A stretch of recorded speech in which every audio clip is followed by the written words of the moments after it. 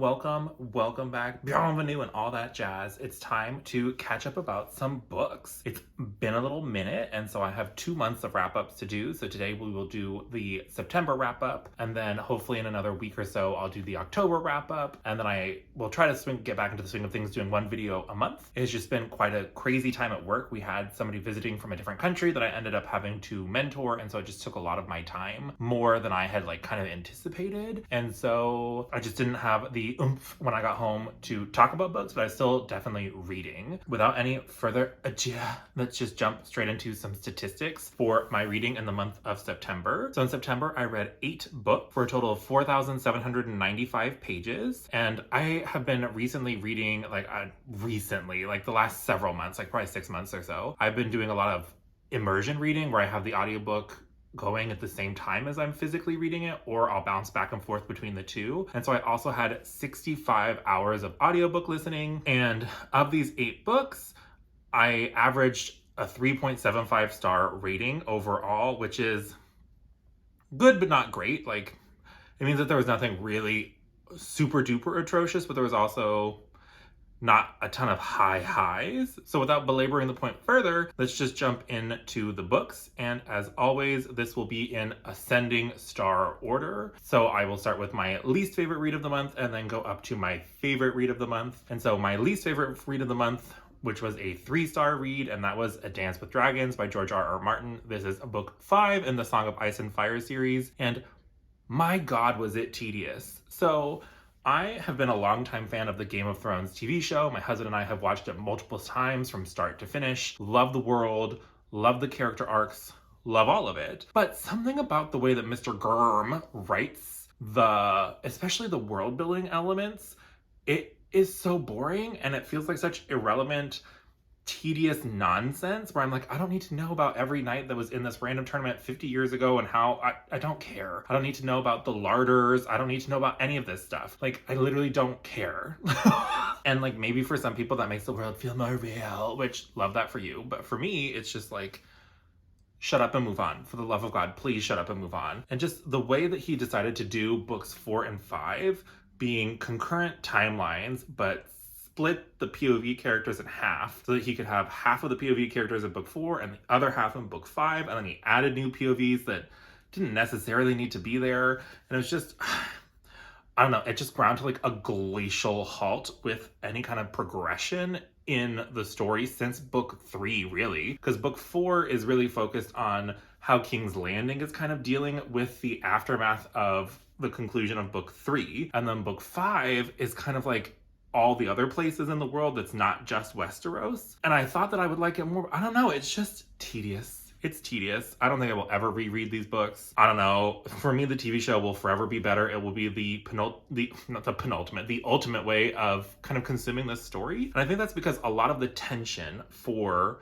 the Song of Ice and Fire is in these character interactions and conversations, and when it's really heavily reliant on a political conversation, I just feel the tension so much more when it's actual actors rather than me just reading thousands of pages of dialogue. So it is what it is. Call me a fake fan if you want, but 3 stars for Dance with Dragons. And then this was when we were doing the Shades of Magic read along with Elle from Elliot Brooks. So I will try to remember to link the live show discussion of the Shades of Magic trilogy. And so book 2, I gave 3.5 stars to. So this is A Gathering of Shadows by V.E.Schwab. And in this one, it's interesting because in book 1, we really get this darker tone and we're really kind of just exploring the world. And then in book 2, it's just a little bit weird and a mixed bag. There is a magical competition element that I think is cool, but I wish it would have been expanded more. And then friggin' Delilah Bard, man.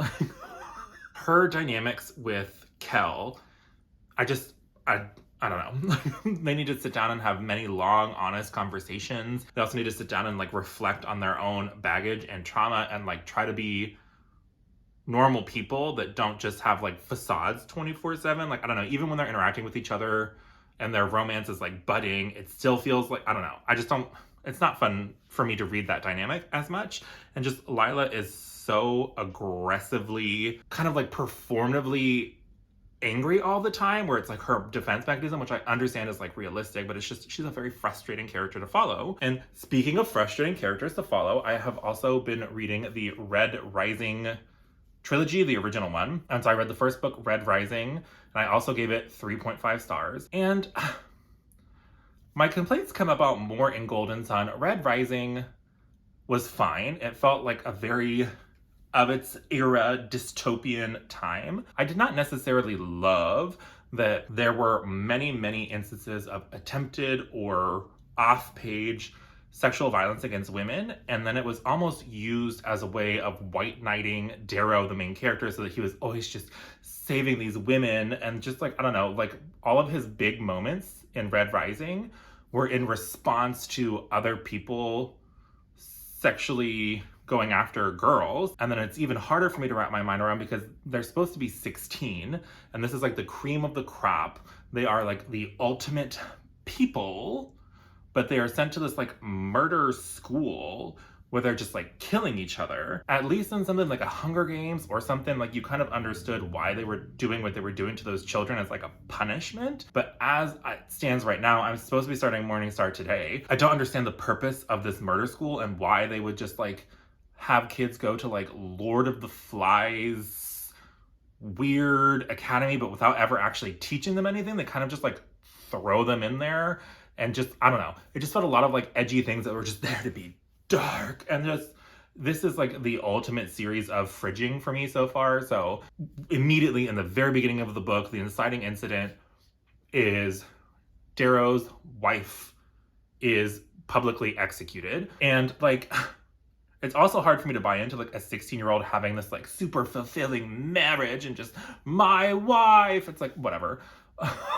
It wasn't bad. Like, it was entertaining enough, but I don't know. Like, I never felt like I got to really connect with Darrow. And then just like all of the instances of like his main character arc in book one is really centered around things that I don't understand why it needed to be centered around there. And then just like the general conceit of the book, I didn't buy into. So I don't know. It was good. Like, it was a fast read.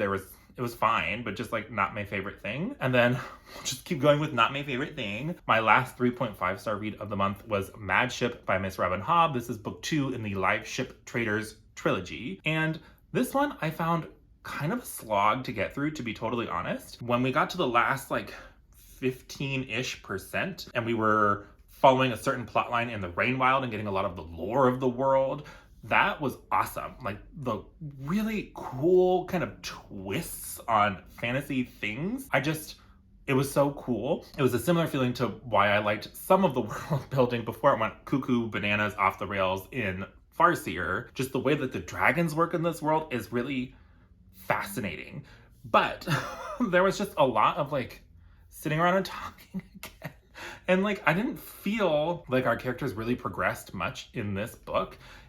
Like, the characters that they were at the start of book 2 was kind of very similar to, in my opinion, how they felt at the end of book 2. And I didn't really feel like, I was like, why are we doing what we're doing? And then we finally got the last 10 or 15% and it was cool.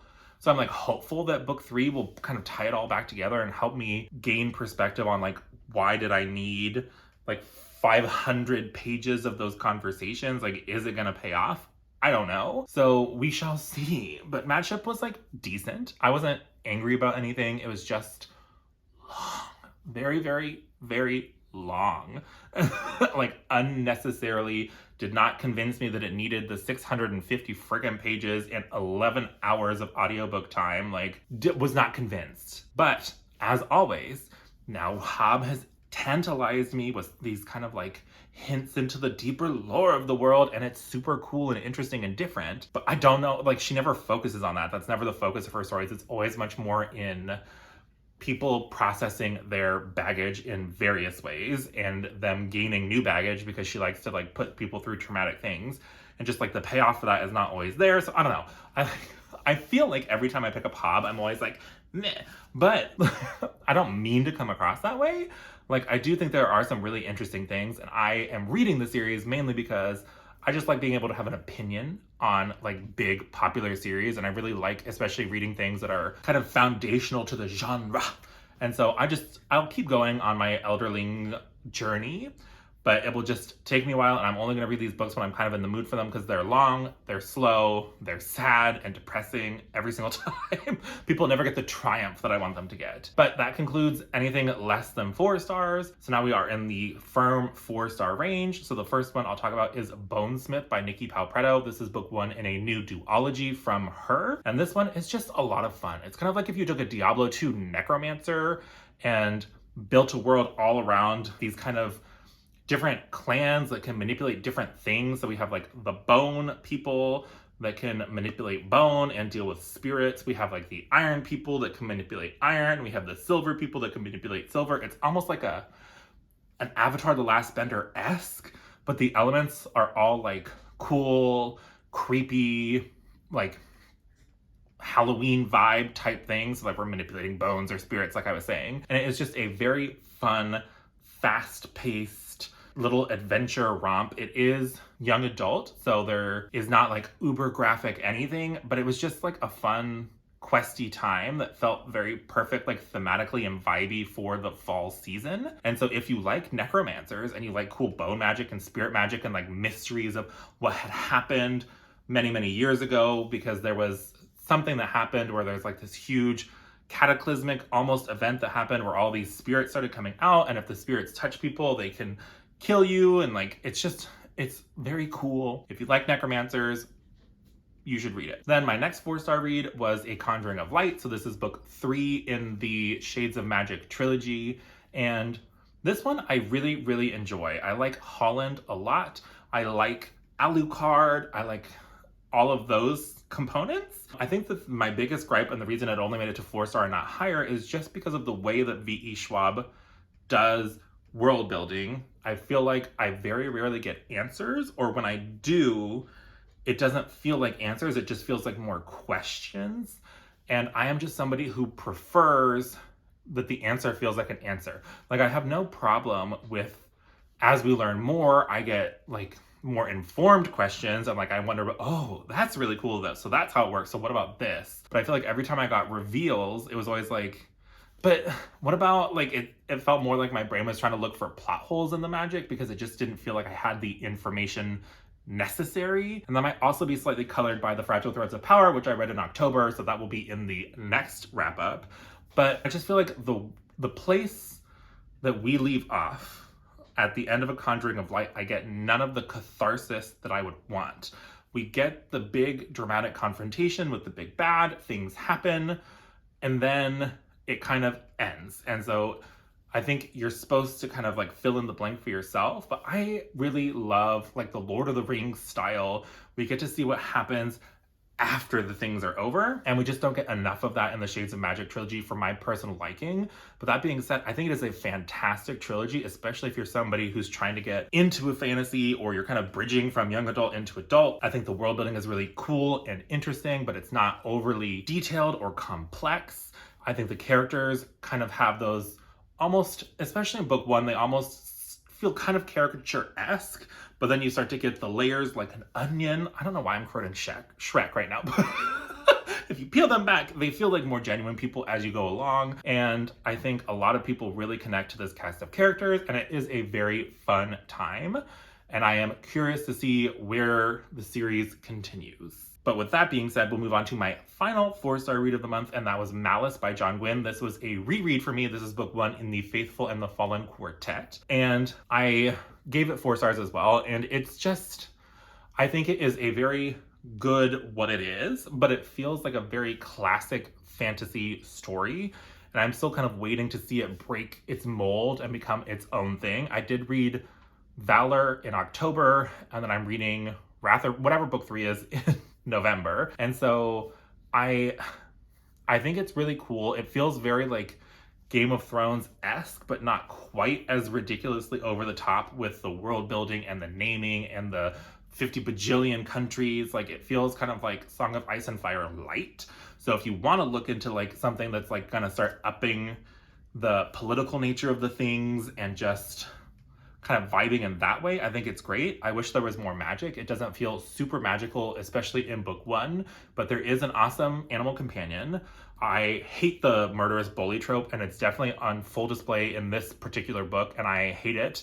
It was the one thing that I remembered from my first read, was that there was a murderous bully, and I hated it, and I still hate it. But I feel like maybe by the end of this quartet, it definitely, this was the kind of slow where I felt like we were just kind of spending time with the characters before the inciting incident to really get to know them, so that when you get to where they're going, you can see the shift.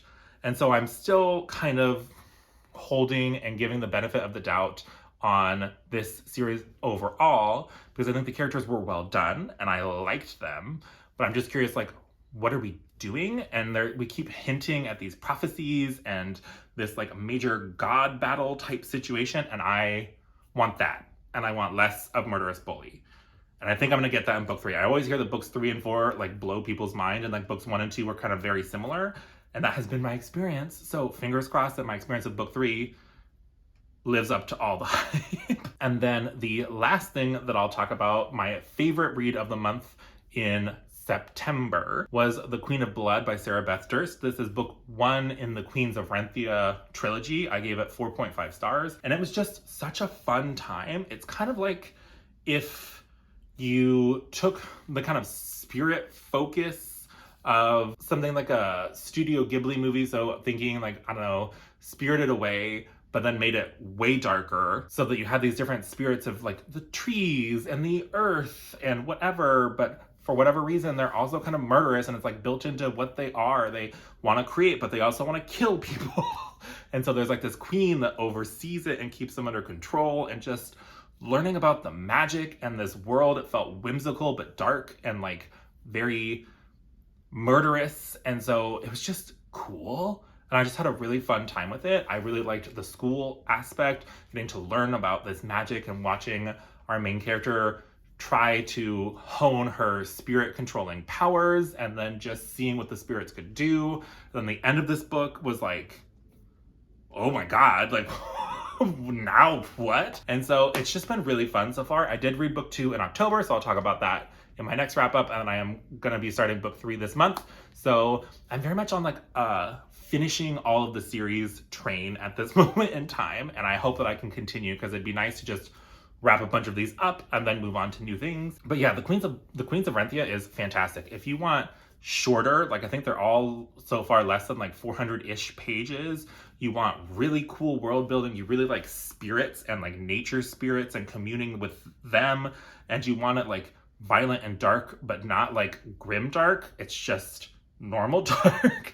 And you want fast-paced action, but also some interesting political things going on and just interesting interpersonal dynamics. Or if you want a story with like limited, there are like some like budding romance-esque feels sometimes, but it's really never a focus. It's not even like a subplot. It's just like there.